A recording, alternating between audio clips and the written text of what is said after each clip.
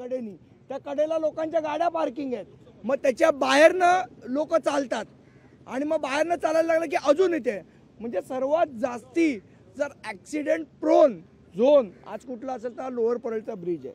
त्यामुळे लवकरात लवकर त्याचं काम प्रशासन करेल अशी अपेक्षा आहे, नाहीतर मग ते आहेत आणि आपण आहोत. 10 वर्ष झाली तर हा ब्रिज बांधताना आपण पाहिलं तर कालावधी 10 वर्षाचा आहे आणि 10 वर्षापूर्वी जर आपण हा ब्रिज पाहिला तर तितक्याच मजबूतीने होता आणि त्याला पदपथ देखील होता आणि नागरिकांना व्यवस्थित चालायला व्यवस्था होती, कुठलीही वाहतूक कोंडी होत नव्हती. मात्र 10 वर्षानंतर हा ब्रिज झाला आणि त्यातही ही अर्धवटपणा. आता काय आहे, अर्धवटपणा हेच यांचं काम आहे. म्हणजे एकाला उद्घाटन करण्याची घाई होती, दुसऱ्याला ब्रिज बनवायचीच घाई नव्हती. त्यामुळे मला असं वाटतं हे क्रेडिट घेण्याच्या नादामध्ये हे सगळं झालेलं आहे अर्धवट काम. ठीक आहे, देर आहे दुरुस्त आहे. आमची मागणी आहे की तेव्हा नाही झालं पण आता तुम्ही लवकरात लवकर फुटपाथचं काम करा. अजून कोणाचाही मृत्यू जर याच्यावर झाला तर सर्वस्वी जबाबदारी प्रशासनाची असेल. चल चल. तर वरळीमध्ये मनसे पदाधिकाऱ्यांनी हे आंदोलन पुकारलेलं आहे.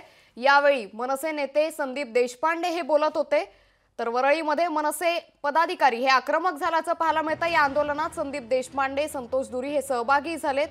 तर वरळीमधून ही मोठी बातमी आपण पाहतोय.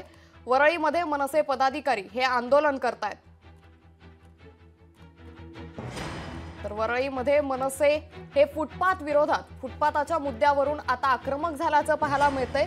वरळीमध्ये संदीप देशपांडे हे यावेळी बोलत होते. मनसे पदाधिकारी हे आता फुटपाथ विरोधातील मुद्द्यावरती आक्रमक झाल्याचं सध्या पाहायला मिळतंय. वरळीतून ही मोठी बातमी सध्या समोर येतेय.